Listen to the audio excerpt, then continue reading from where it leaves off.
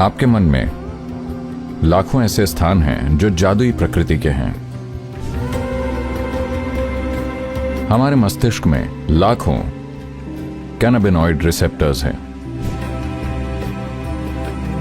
इन अनुभवों को भीतर से सचेतन पैदा करने से आपका मन अनेकों संभावनाओं के लिए खुल जाता है। आपको यह समझना चाहिए कि मानव होना अपने आप में सुपर है।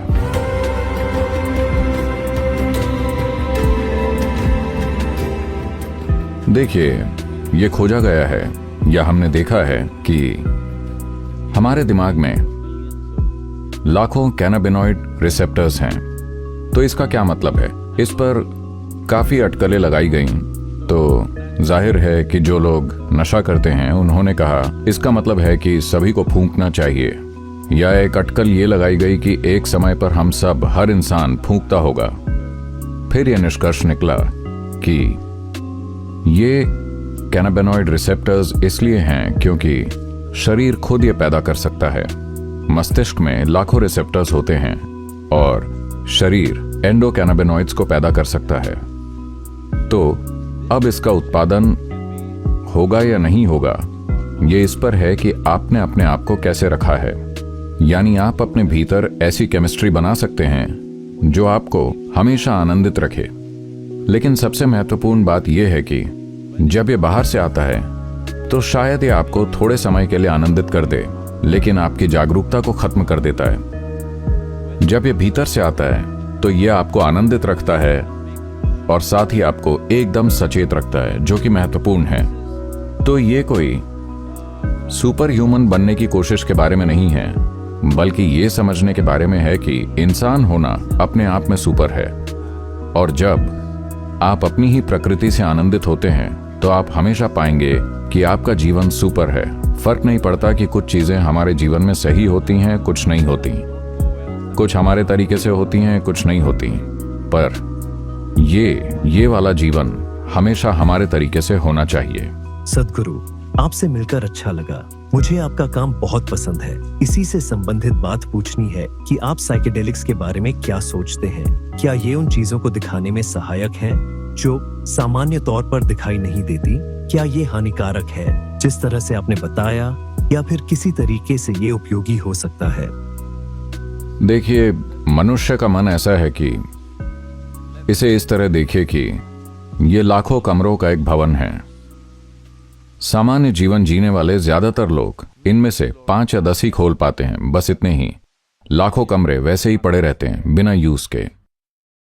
तो कभी कभार अगर आप उन कमरों में जबरदस्ती घुस भी जाते हैं, केमिकल लेकर या कुछ और, कभी ये चोट से हो सकता है या कभी किसी सदमे से हो सकता है कि लोग अपने मन के अन्य हिस्सों में प्रवेश कर जाते हैं, जिस पर वो यकीन नहीं कर पाते कि ये उनका दिमाग है, क्योंकि ये पूरी तरह से एक नई दुनिया लगती है। ये कुछ ऐसा है कि जैसे अगर आप में मान लीजिए कि आपकी आंखें ना होती और आपको दिखने लगे तो अचानक एक बिल्कुल नई दुनिया होगी। ठीक वैसे ही अगर आपकी आंखें कुछ खास चीजों के लिए खुल जाएं तो ये एक पूरी नई दुनिया लगती है, लेकिन नहीं, ये वही पुरानी दुनिया है, बस इसके कई आयाम हैं। और इंसान के मन ने अपने विकास क्रम की प्रक्रिया में इसमें इतने सारे कमरे जोड़ लिए हैं कि उनमें से अधिकतर अब तक खोजे नहीं गए हैं। तो इसका उद्देश्य क्या है?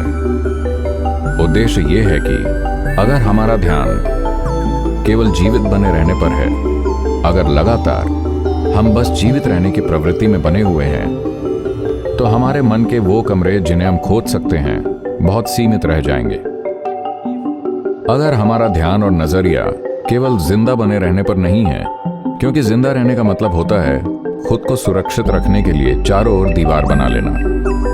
आप देखेंगे कि सभी प्राणी सुरक्षा की सीमाएं बनाते हैं। ये हमारी विकास क्रम की मेमोरी से आता है कि हमें जीवित रहना है, और जीवित रहना बेहद जरूरी भी है। अगर हम जीवित ही नहीं है तो फिर आगे क्या?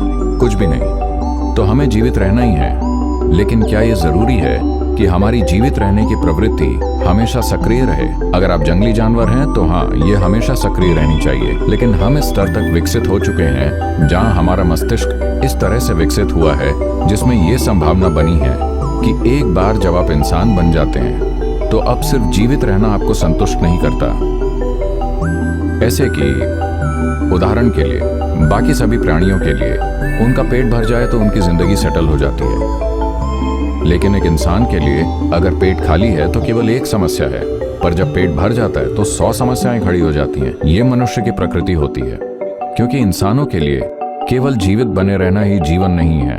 वास्तव में जीवन की शुरुआत उसके बाद होती है, जब जीवन की सुरक्षा सुनिश्चित हो जाए। मनुष्य की प्रकृति यही है, और फर्क नहीं पड़ता कि आप जीवन में कहाँ हैं, जीवन में किस स्थिति में हैं, आप जो भी हैं वहां से और आगे बढ़ना चाहते हैं। और अगर वो कल सुबह पूरा हो जाता है तो फिर आप कुछ और चाहते हैं, तो ये कुछ और चलता रहता है। अगर मैं आपको एक आकाश गंगा का सीईओ बना दूं तो आप कहेंगे बाकी आकाश गंगाओं का क्या। तो ये मानव स्वभाव है, वो असीम विस्तार करना चाहता है।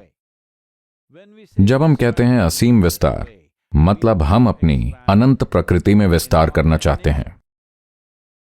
तो क्या कोई 1 2 3 4 5 गिनकर अनंत तक पहुंच सकता है? नहीं, ऐसा कभी नहीं होगा। इसलिए यह जरूरी है कि हम फर्क कर सकें अपनी जीवित रहने की प्रवृत्ति और विस्तार की चाहत में। हमारी अनंत तक विस्तार की ये चाहत एक दबी हुई अभिव्यक्ति पा रही है, जिसे हम महत्वाकांक्षा या इच्छाएं और वो सब कहते हैं। असल में ये इस विस्तार की चाहत की एक बहुत छोटी सी अभिव्यक्ति है। अगर आप इस विस्तार की चाहत को अपने अंदर एक जागरूक प्रक्रिया बना लें, तो आप देखेंगे कि आपकी सुरक्षा की प्रवृत्ति अपने न्यूनतम स्तर पर आ जाएगी। जब ऐसा होता है तो आपका दिमाग अनेक संभावनाओं के लिए खुल जाता है। कई तरह से यही चीज ये केमिकल भी कर रहे हैं। ये आपकी जीवित रहने की प्रवृत्ति को इतना कम कर देते हैं कि ऐसे केस होते हैं कि लोग कभी ऊंचे पहाड़ों से या ऊंची इमारतों से कूद जाते हैं, क्योंकि उनकी सुरक्षा की प्रवृत्ति चली गई है। वो समझ ही नहीं पाते कि अगर मैं यहां से गिरूंगा तो मेरी जान चली जाएगी, क्योंकि इस सुरक्षा की प्रवृत्ति को जबरदस्ती दबाया गया है, न कि जागरूकता से। तो भीतर से इन अनुभवों को जागरूकता से पैदा करना और बाहर से जबरदस्ती करना, ये दो अलग अलग चीजें हैं। कभी कभार कुछ चीजें खुल जाने से किसी को यह लगा होगा कि उन्हें कुछ फायदे हुए हैं, लेकिन ऐसे अनुभवों के बड़े परिणाम देखें तो ज्यादातर लोग इससे हताश या परेशान या असंतुलित ही हुए हैं।